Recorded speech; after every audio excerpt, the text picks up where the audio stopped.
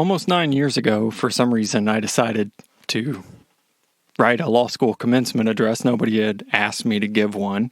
Nobody ever will ask me to give one, but I have one. And so I understand there are a lot of law students graduating who aren't going to get commencement ceremonies. If you need a commencement address, here it is. Good morning. Thank you for inviting me to give the commencement address to the University of Kentucky College of Law's class of 2012. This is going to be a real downer. I don't want to be this guy. 90% of this speech is just going to be bleak. I can't help it. Most of what's happened to you and most of what you're facing is bleak. Now, 10% is going to be hopeful. I want you to remember that. Hold on to that 10% because we're going to start with the other 90%. Here's the situation.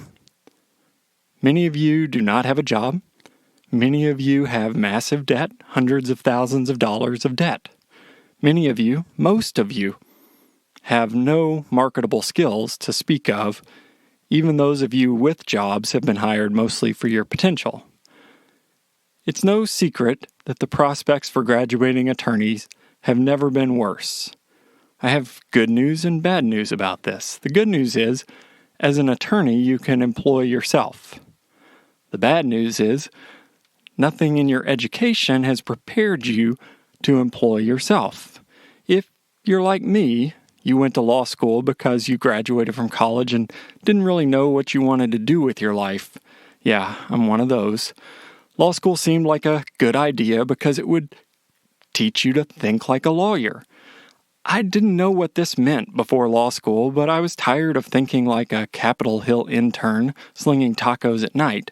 Thinking like a lawyer had the added bonus of the tantalizing lure of exclusivity. I could join a club, and once in, the mysteries of society would be revealed to me. In fact, in my admissions essay, I explained that because our culture is a language, I expected to learn its grammar in law school. I didn't. And I didn't learn how to think like a lawyer either. I still don't know what this means, unless thinking like a lawyer means, holy crap, I only have one lifetime to pay off this debt. I need to get paid. As far as I can tell, law school exists to put future lawyers into debt and give them few practical skills in the process. Under a massive debt load and having little ability to actually practice law, graduating law students have little choice but to apprentice themselves in the highest paying job they can find.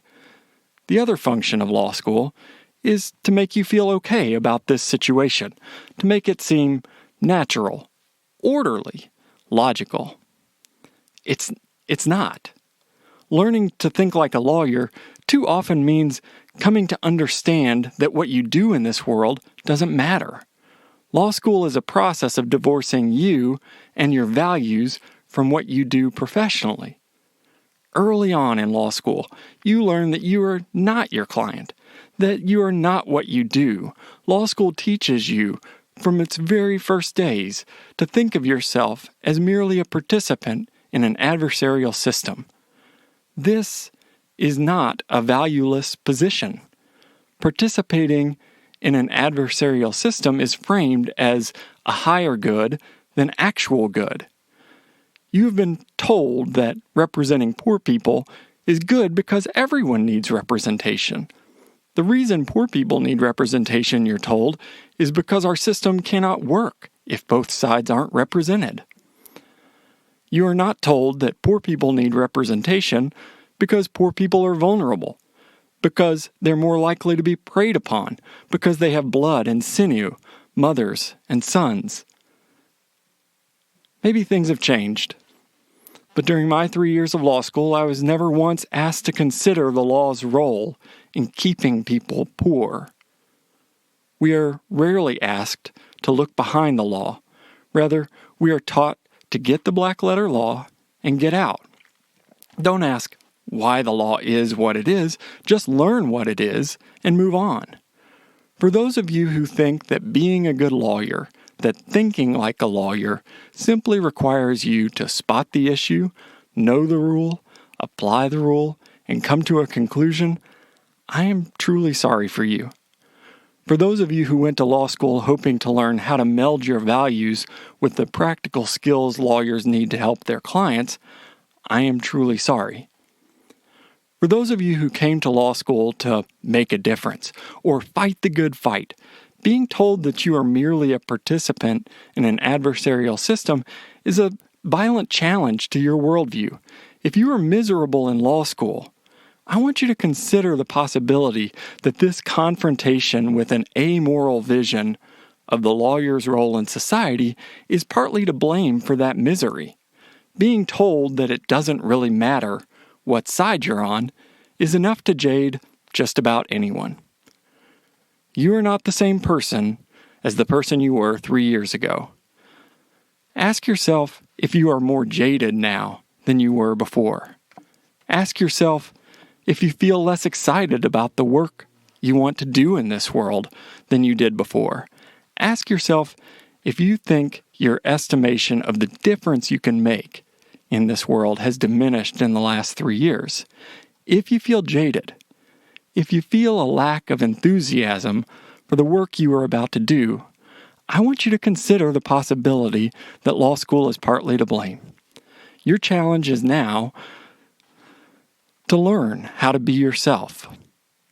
What I really mean is your challenge now is to remember how to be yourself. Remember who you were before you viewed yourself as a participant in an adversarial system, before you were told that what you are is a hired gun, a mercenary. If it doesn't matter what side you're on, then that's what you are, a mercenary. If you view yourself as merely a participant in an adversarial system, then a rational self-maximizer in that system will side with the moneyed every time. Choosing sides only requires learning which side can pay you the highest hourly rate. What an awful lesson. But it's one of law school's most important lessons. It will provide many of you a lot of comfort. I am here to tell you that you are more than a mercenary, that choosing sides because of your values, because it's who you are, is okay. It's more than okay. It's a sign of being human. I'm here to talk to the people who think it still matters what they do on this earth. Before I talk about what to do now that you're in debt and facing uncertain job prospects, I want to talk about what should have happened in law school, what should be happening now. In law school, you should have spent your first year developing the practical skills you will need as a lawyer. Writing, yes, speaking, of course, but also the active listening you will need to use with your clients and your partners, the mindfulness that you will need yourself to maintain sanity in a pretty insane profession. You should have been taught these things in contexts that simultaneously teach you the real-world effect of civil and criminal procedure, contracts, and constitutional law. You should have spent your second year apprenticing with practicing attorneys during the day and learning the nuts and bolts of running a law office, accounting, technology, ethics, advertising, getting things done. You study those in the evening. In your third year, you should have taken jurisprudence, electives, classes that encourage you to reflect on the sociological forces that mold the law, and classes that ask you to confront emerging challenges to our society in the 21st century, classes that explore modern problems and the potential for lawyers and the law to be a part of a solution. Prescription drug abuse, the foreclosure crisis, jail overcrowding, immigration. The solutions to these problems probably won't come from winning a case in court. They'll come from focused policy research, community organizing, lobbying, and legislation. Law school did not prepare you for this work. We're talking about what should have happened. What should have happened is that you should have spent about 1/3 what you did on law school. Your law school debt should be 33% of what it is. That's the way it used to be. College is now 3 times more expensive than it was 30 years ago. It's more expensive in large part because for decades your parents have tolerated declining support for public education, preferring instead to keep their taxes as low as possible. The debt you will be living with for decades is just a small piece of a larger generational war being waged in America today. A law student in 1986 paid $1,645 a semester, $3,226 adjusted for inflation.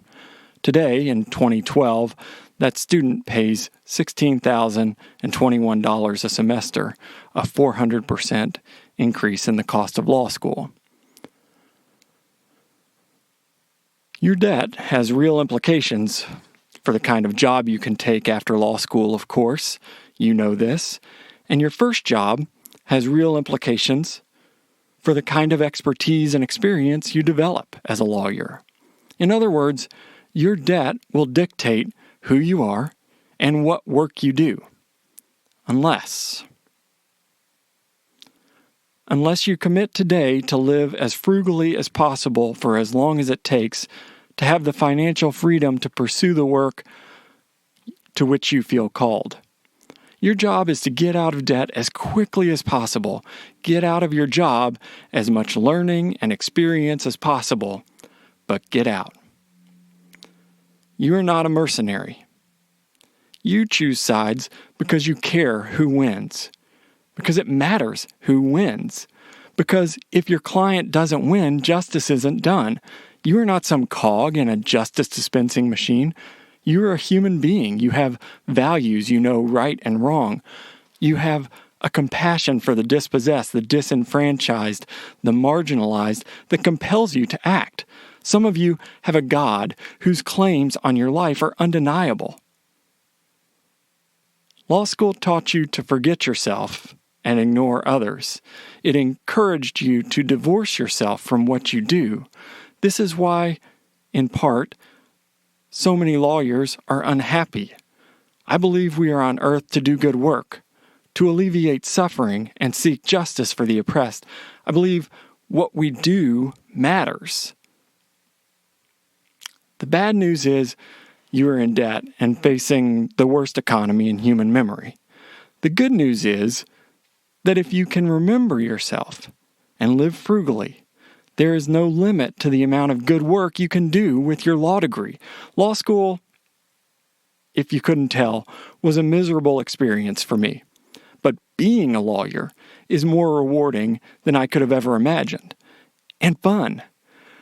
What a joy. What a blessing it is to be a lawyer, to have the power to bring wrongdoers to court and seek justice for our clients, to have a loving family and meaningful work to do. Can we reasonably ask for anything more from life? Remember who you are. Remember why you are. Remember what you do matters.